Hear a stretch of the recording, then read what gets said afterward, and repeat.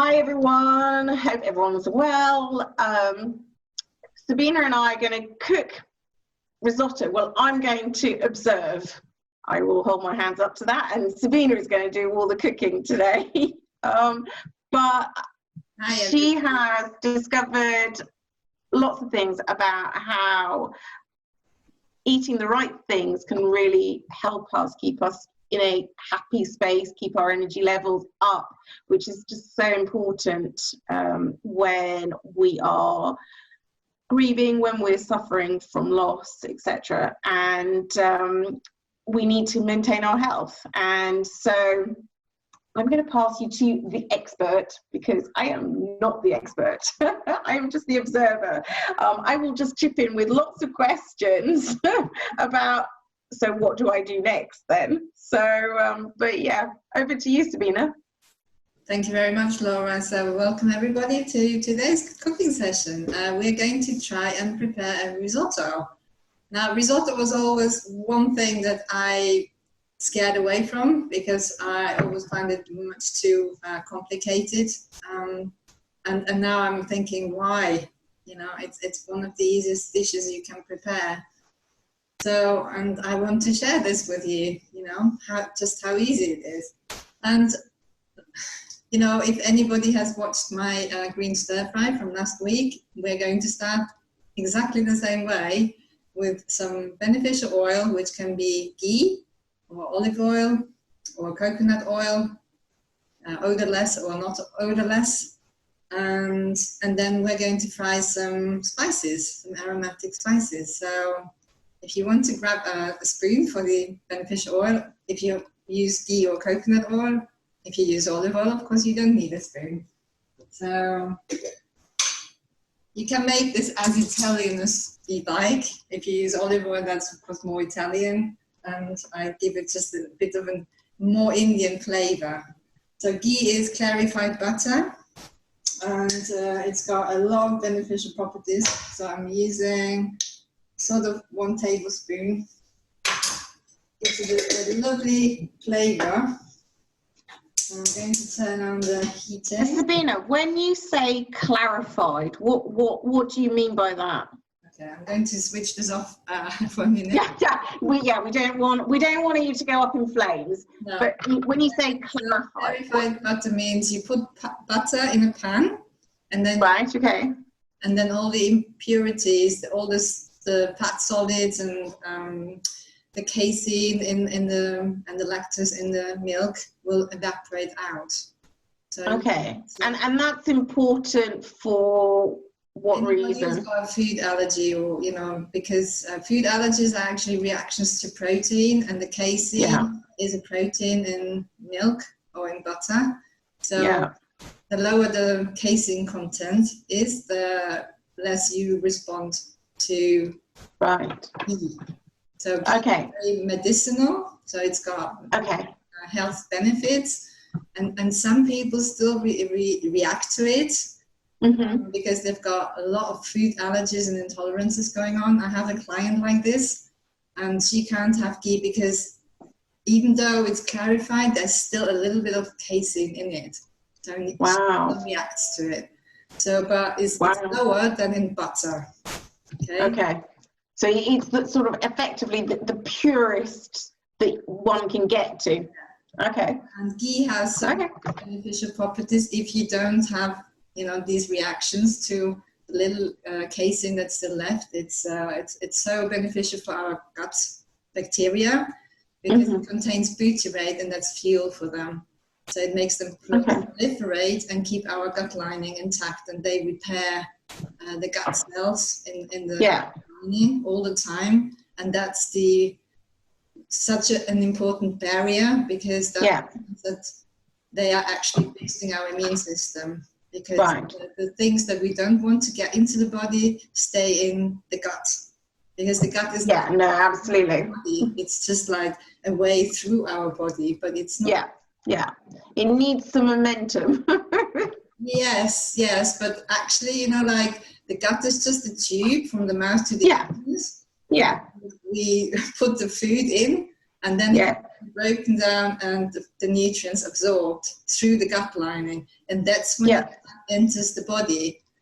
And the gut lining is not intact. It's like Hadrian's Wall, you know, like you get more and more gaps because you've got tight junctions in the lining, and if they're more and more open, that's when proteins that have not been digested or toxins and waste products from the bacteria in our gut, they can enter our bloodstream, and that can make us ill. Yeah. So which makes perfect sense. So ghee is absolutely perfect sense. Very beneficial in that respect, that it just like keeps this border intact. Yeah. So, okay. Brilliant. Well, I'll let you turn back on the hob now. Having interrupted you. I will put my phone on mute again. Some oil into the pan, and we'll just let it melt a little bit. And in the meantime, we can talk a little bit about spices. So these are my 4 favorite ones. Black mustard seeds, which are very good for our digestion. This says cinnamon sticks, but it's actually fennel seeds, which is, again, everybody knows fennel, don't you? When babies have a colic, we give them fennel tea. So we can also use fennel seeds. And then black onion seeds are very anti-inflammatory, because we also want to keep the inflammation down. Everything that irritates the gut can cause inflammation. And cumin seeds, and they're also very beneficial. So my ghee has melted, so I can put some in. You can use a teaspoon, but I just do this, you know, shake of the wrist.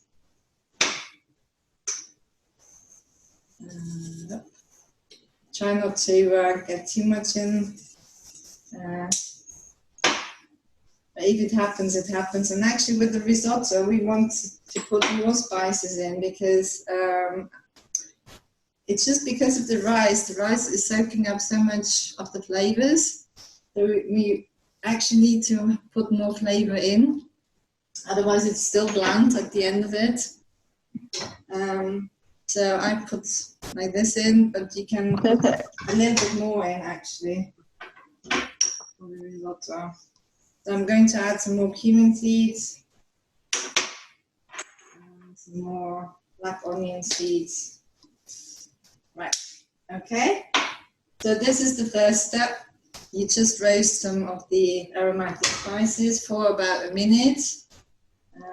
Be careful not to, that the oil doesn't start burning, because, I mean, ghee and coconut oil have got a very high smoke point, but they can still start smoking, and that's, you know, damaging the oil.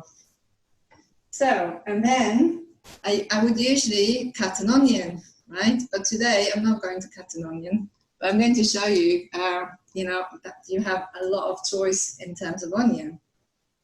Red onion or white onions, you can use a shallot. You can use spring onions, and you can use leek instead of onion. So they all belong to the same family, the onion family. So I'm going to use leek today because I'm going to make a green risotto actually. That's why I decided, but you can use any vegetable and make it as colorful as you like. So I've already washed my vegetables. I'm going to cut off the end bit because it doesn't look very nice, right? And then I'm going to turn this pan off, and also the other side doesn't look very nice either. And then what I do, possibly with a bigger knife, no, doesn't cut very well. So cut along through it. And then again, be careful because it can be quite resistant and you can cut yourself. Okay, so mine hasn't got any soil in it, but sometimes there's still some soil in it. So at this moment in time, I would wash it if there was, but mine is clean. And then I'll just chop it up. Again, you don't have to do it like a chef, just cut it in whatever pieces you like.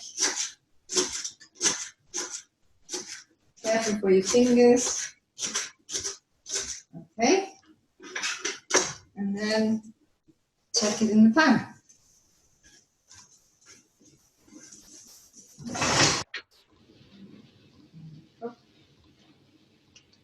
Right, so first step.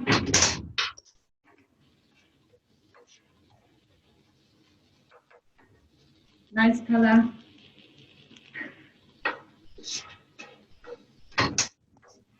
Okay. I will say I'm a leek person, not an onion person. So. That's anyway, I should mention about the leek as well, because we're talking about the gut and the gut bacteria a lot today. Apparently. Yeah.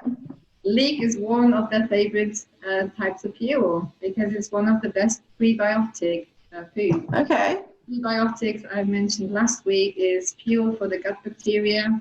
Yeah. That makes them thrive and multiply. Probiotics are the gut bacteria themselves. So right, okay. you have a lack of beneficial gut bacteria because you've got digestive issues, probably. That's a sign that there's some imbalance going on in your gut between the beneficial ones and the harmful ones. You just have to take some sort of probiotic first to get the bacteria in. But to keep them there and to make them multiply, you need the fiber. And because there's a lot of different bacteria strains, and every strain likes a different sort of fiber. So that's why I always say eat as much variety as possible. Yeah. Because then you don't have to worry about which fiber is going to feed which bacteria. Yeah. No, absolutely. Because you've covered all bases. You can't go wrong with a wide variety of food. Yeah, no, absolutely.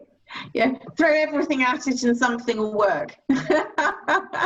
Buy at least 10 different types of vegetables every time I go to the supermarket. So I always have the variety in my fridge. Yeah.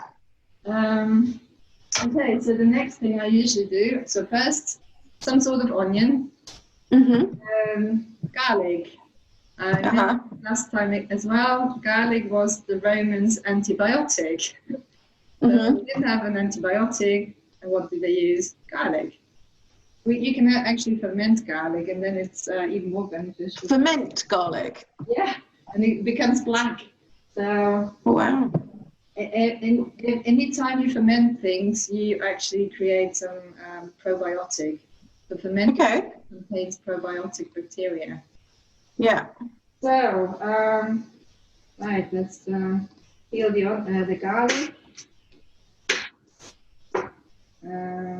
Actually, there was plenty of garlic yesterday in the supermarket.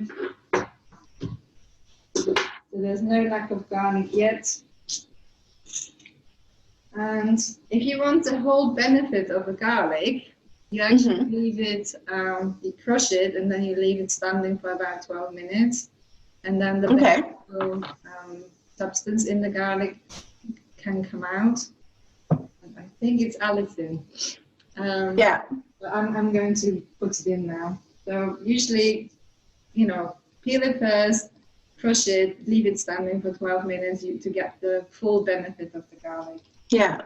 And so garlic is very antimicrobial, antifungal. It has a bit of everything we need, even some protein. So some people... Really? Yeah. Protein in a garlic clove? Just a bit. And again, like if you're very sensitive because your gut lining is not in you are, like your whole immune system is out of whack because there's so many foreign invaders, like, undigested proteins and waste products getting into our body through the openings in the gut line. Yeah, for sure. But, you can even respond to the tiny bit of protein in garlic. Okay. It's very interesting, isn't it? Yeah, no, absolutely. So I'm still learning myself. I'd like to pass on. When we stop learning, then, hey, I think we learn all the time though, Sabine. Yes. If you stop learning, that's, I think we're here. We're meant to learn all the time. Okay, and then ginger. So with the ginger, what do you do with that? I use a lot. In risotto, you can't actually overdo it anyway. As I said, eat a lot of flavors. So yeah, this is what I'm going to put in. I don't know how many inches that is. Sorry, I'm not from the UK. I still have... Is that half a little finger or a whole little finger? Yeah. Anyway, so that's why I'm holding it up. Have a look, and we are going to peel this.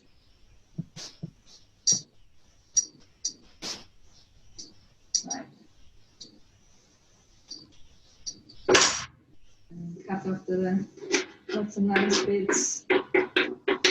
And then I'm just going to cut it into the smaller pieces, but you can also grate it if you like.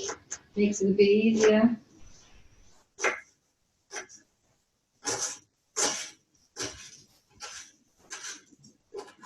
I haven't got the best of knives. I need sharpening again.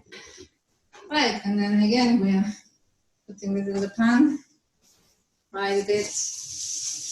Ginger has a lot of essential oils as well that are very beneficial. So, like ghee, it's got so many beneficial properties. It's again antimicrobial, antifungal, you name it, anti-inflammatory, and a great digestive health. So I have ginger in every meal, breakfast, lunch, dinner, and also make my own ginger tea with bits of whole ginger in a pan, and then I boil it, bring it to the boil, and then I leave it simmering for about 20 minutes until you can smell the ginger.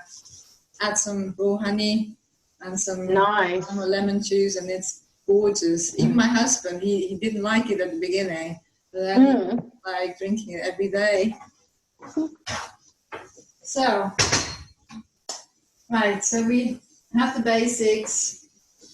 We have some sort of onion, some garlic, some ginger, aromatic spices with some beneficial oil, and now we're going to add the rice. The rice needs a little bit of frying before we add the water. Yeah.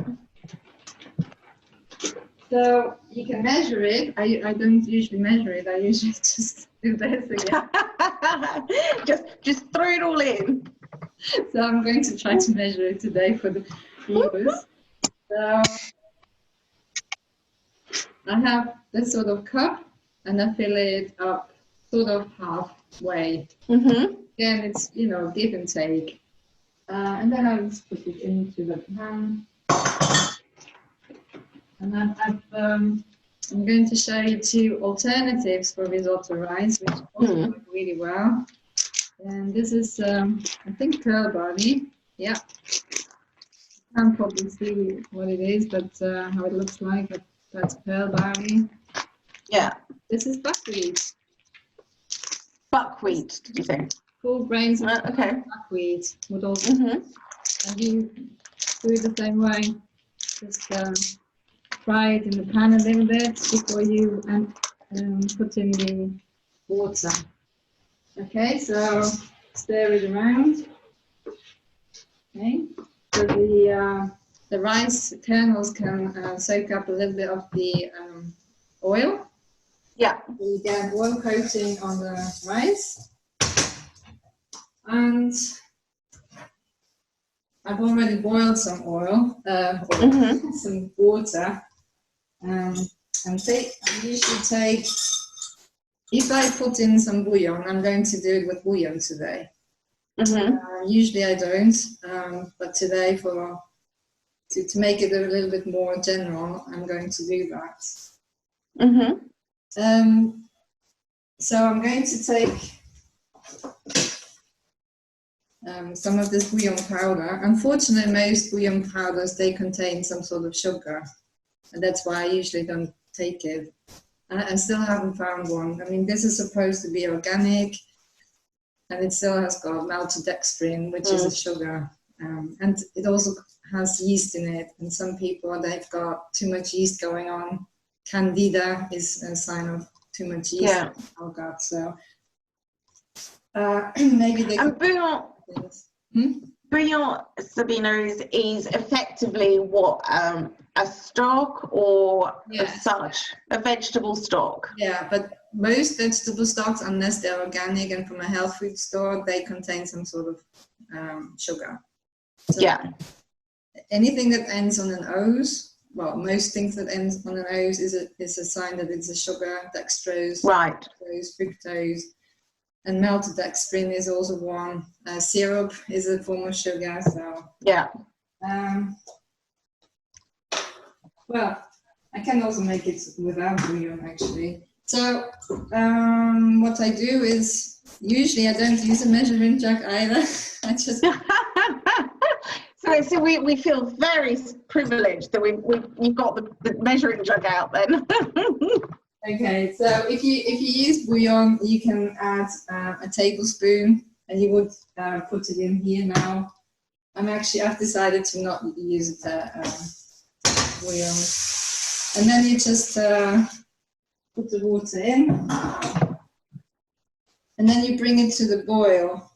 Mm-hmm. It really needs to boil. Make sure that the rice cooks well. And then we need to add some more vegetables, right? So vegetables we'll do. Even chicory, like the very bitter.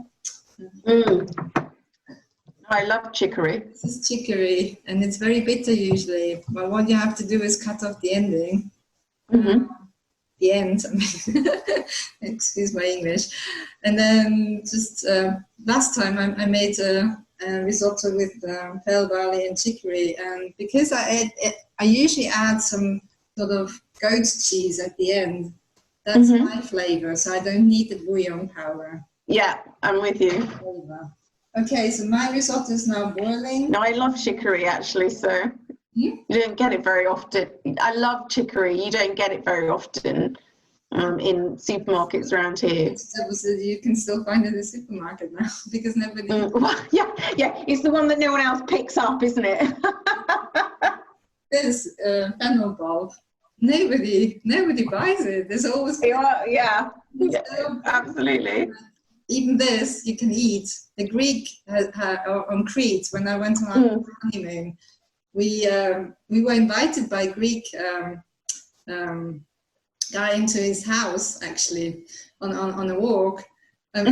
He served us some food, and they used these wow, weeny bits, hairy bits, to make some potato dish out of it with olive oil, of course. And he was wow, so amazing. Oh, how awesome! Because Fennel is also one of the ones. So resourceful to use everything. Yes, yeah, they've known hunger periods. So because this needs more time to cook, we start with this one. We just chop it into chunk-sized pieces. Not too much for one person, of course. We don't want to only have the fennel. So always a sort of handful. And you can smell it. It's really wow, I bet.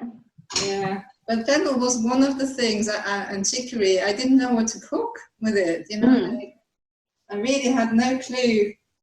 And nowadays, it's just like risotto or stir fry or stew. It's just like marvelous what you can do with that. So this is my fennel.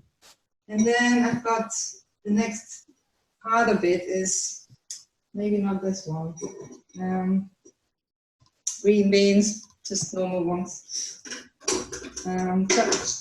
Chop off the ends again, the end bits. And what I do is I line them up in a row. Yeah. Chop off the ends in one go, because otherwise it takes forever. So I'm lining them up. And there you are. Oh, lovely. Fab. You cut, and then again, smaller bits. And they can go in. I think it was also about a handful. I can't show you my pan anymore because of the water. It's too heavy. There's too much stuff in it. You've got to be able to eat at lunchtime. It can't be on the floor, Sabine. No. We have to avoid this. So mine was very, very green. I didn't know what Richard's risotto. What's yours looking like, Richard? Tilt you. Right, okay. Well, Where's yours? Don't know if you can see that. oh yeah, Oh. Hang on. yeah. There we go. Don't drop the tablet in the dish, No. So that's my risotto. I've just been working a little bit quicker because I know you're talking through things. Yes. I've also skinned some sea bream and going to add that as an extra in as well. Yeah. Yes. I'm making a vegetarian risotto. Yes, of course. Of course, you can add some chicken and what's the other one I like? Sorry, my widow's bread. Prawns, you know, and mussels. I want Mussels is good. Yeah, absolutely. super risotto with and just like again my own invention. It was pumpkin, Yeah. prawns, and some I think kale, and it Okay. really, like, you know, the orange and the green went really well with each other, and then some turmeric as well, because that's, you know, anti-inflammatory, blah blah blah blah blah. And it was just like, I should have made a picture. I need to make it again. The friend I cooked it for, he was just like, wow, you know, and I was like, wow, what did I do? I was Brilliant. with what I had left in the fridge. That was basically what I had left. So I just like, okay, I make a risotto. So yeah, it's amazing what you can find out when you start, you know, getting creative with food. So the next thing I'm going to put in, and I'm really talking too much. I'm sorry, I'm using this excuse to talk today. Again, a handful of sprouted broccoli. And the last vegetable I'm going to put in is some asparagus, because I just love it. And I just also want to show what you do. You just like bend the stalk and you don't cut off the ending, you snip it off. And then again, bite-sized pieces. I think it's another handful. I think I'm making too much here, but with the rest you can actually make it very, very nice and flavoursome vegetable soup in the evening. So I'll pack away the remaining bits. You don't even have to eat it the next day. You can make very nice vegetable soup with it. Okay, that's it really. I can't think of anything. Yeah, salt and pepper, of course. And if you like, instead of salt, you can put some tamari. If it's really, you know, like still a bit bland, and some cheese. Not when you're vegan, although there are vegan substitutes for cheese. I like goat's cheese because I don't do well on cow's dairy. So I usually, when I have cheese, I have sheep's cheese or goat's cheese. It's just some molecules.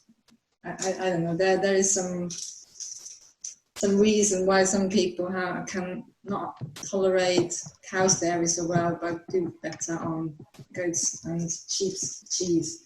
And I've got a Dutch cheese slicer, so it makes it really easy to just like slice it in. So you can watch for as little as you like. And again, you can even use a bit of feta cheese. It doesn't have to be Parmesan. That's all I wanted to say. And then you just like let it all soak in, really. So my risotto is going to take a little bit longer. I usually put it on a timer, like 18-20 minutes, and then have a look whether I need to add some more fluid. Sometimes you do, you know, because you can see that the rice kernel is not properly done. But be careful about adding extra fluid, because if you add too much, then you get a soupy risotto. That's not what we want. So yeah, I'm trying to tell you. So mine will take at least another 15 minutes. I'm going to put it on a timer now.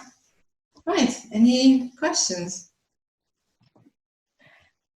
I just want to taste it now. Yeah, well, I'm still, because I'm talking too much. No, not at all, not at all. Right, and we do need some salt in our diet. I used to have very, very little. Actually, we can get electrolyte imbalance if we avoid salt. So a little bit of salt is, unless you're on these high pressure trucks. Mm-hmm. And then some pepper will always be good.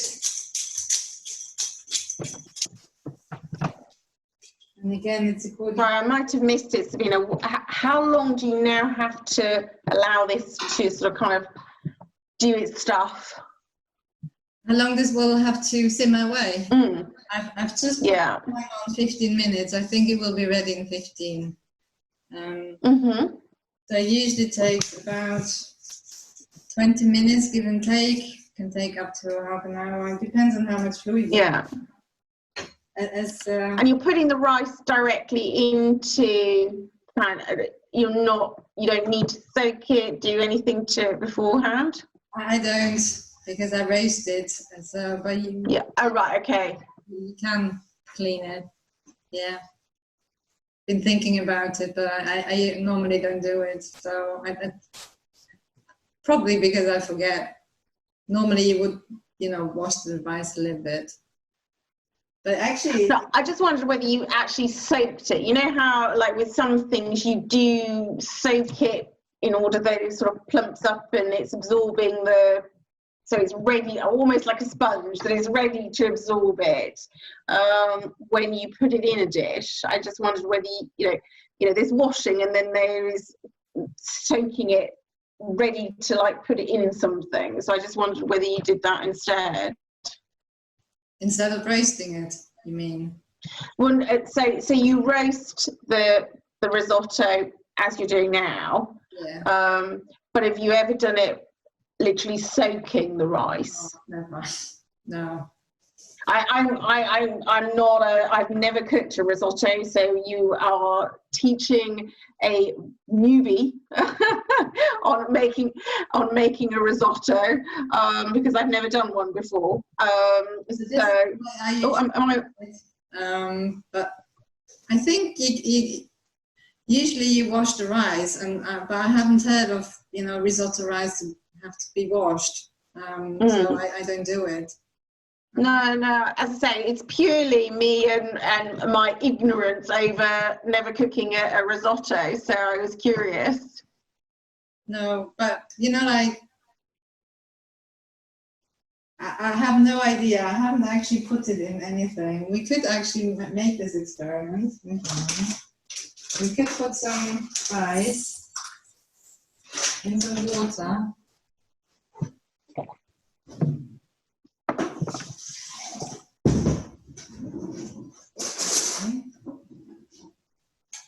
And then we can have a look and how dirty. See what happens.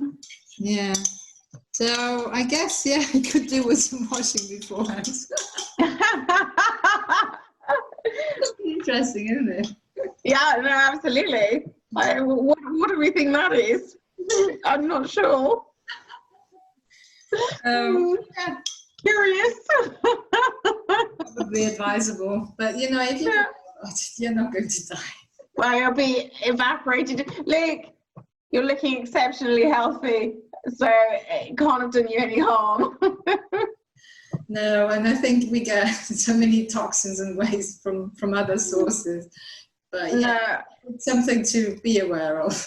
Yeah, you can. No, absolutely. But it's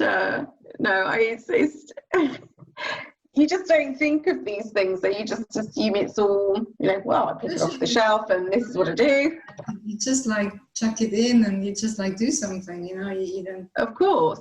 Science or what the research papers or whatever a website says, you just do it and get on with it. So yeah, it's a good question.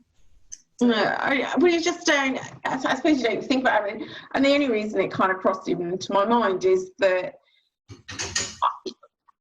couscous, for example, when if you soak that, it will be more absorbent to whatever you add to it afterwards. And I mean, and it tastes distinctly better when it's obviously moist. But I, as I say, I've never cooked a risotto, so I really can't say. You know, I know the rice is different from a standard rice, but beyond that, I am quite honestly ignorant in the field.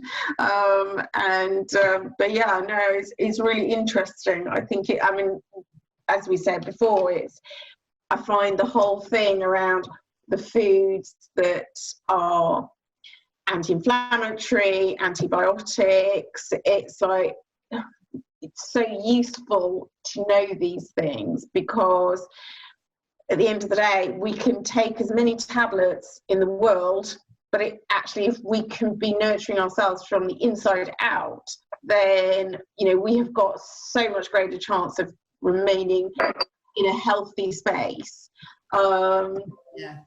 And I think that's really, really important. So lockdown, we don't have that many things to do anyway, so yeah, it depends really. I mean, some people are overwhelmed by whatever's going on. I shouldn't generalize, but this is a great opportunity to actually get cooking, and actually it's very good for your mental health. Yeah, no. Not just because it's all fresh, but also because you have made it. So you can be proud of what you've created. You know, you're creating something, and that's actually beneficial for your health. Yeah, no, absolutely.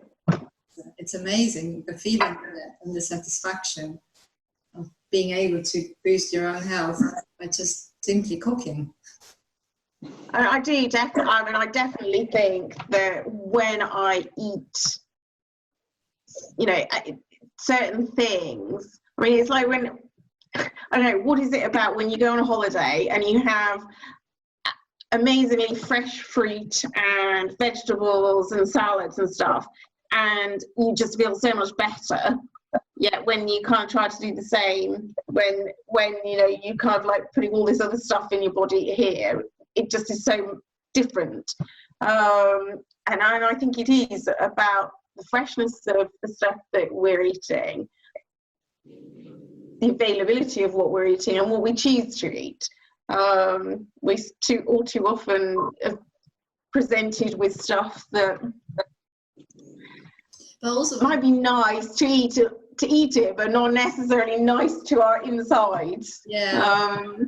The thing about being on holiday is also like we usually calm down, you know, like we have time to eat, even though we are in a restaurant, you know, and if we go to a restaurant here, it's you know, like a lot of times also rush. It's a lunch break, you know, like half an hour at the most. Or you've actually sat down and put in your order. It's nearly time to go back to work. It's just like stress. So that's, no, absolutely. It's like, right, how fast can I eat, basically, here, rather than something that is actually enjoyed and taken over time and considered. Yeah, like the French. I mean, when we used to go on holiday to France, we were always like, God, they take 2 hours of a meal, you know, and that's the restaurant. So McDonald's takeaway then. After 3 o'clock, there's no way you can get a decent lunch anywhere. Maybe one or two pizzerias that may still be open, but that was our experience. It was just like they take their time. You can eat between these times, and then again in the evening, and in between, no, we're closed. And they only, you know, like, because it takes so forever to eat, they can only serve so many people. It's not about, for sure, about making as much money as possible by having a quick turnaround, but they really want you to enjoy your meal and digest it properly. And that's where the different ideals come in. And I think you're right. I think it is, you know, it's different from a mental perspective, because we're used to here in the UK that it's just like fast. It's not, you know, there isn't per se, we're not sitting around for hours enjoying it. But then the French, etc., well, the Europeans full stop, it's a whole, you know, it's primarily the majority of their day, frankly, because it's all sitting down, it's a family affair, and oh wow, which is obviously, you know, finished and completed. I finished. Wow. I've added a few extras to mine. Obviously, I very much took the basis of yours, Sabine, so thank you very much. I've added sea bream and edamame beans as well. Ooh. And a couple of sprinkles of Thai fish sauce because of the fish. And I'm looking forward to delving into this very shortly. I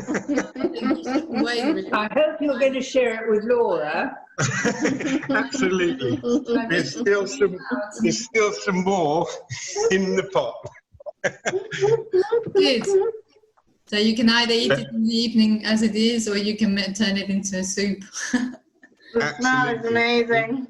That's some really interesting things, because you can just like add whatever you like, you know, to make it your risotto. And that's brilliant, Richard. Thank you very much for sharing your ideas with us, because I'm not. Thank you very much. This is just my ideas, but everybody can do that. This is perfect. Okay. So Perfect. I think Thank you. we'll let Richard enjoy his meal and and you make sure that yours doesn't burn. We look forward to the pictures of yours, Sabine, when yours is properly risottoed up. I will send you a picture. Okay. Lovely. We'll make sure these get to you as well. Fabulous. Well, look, thank you so much. I hope everybody's appreciated time. Thank you. Take care. Lots of love. Bye. Bye. Bye. Bye.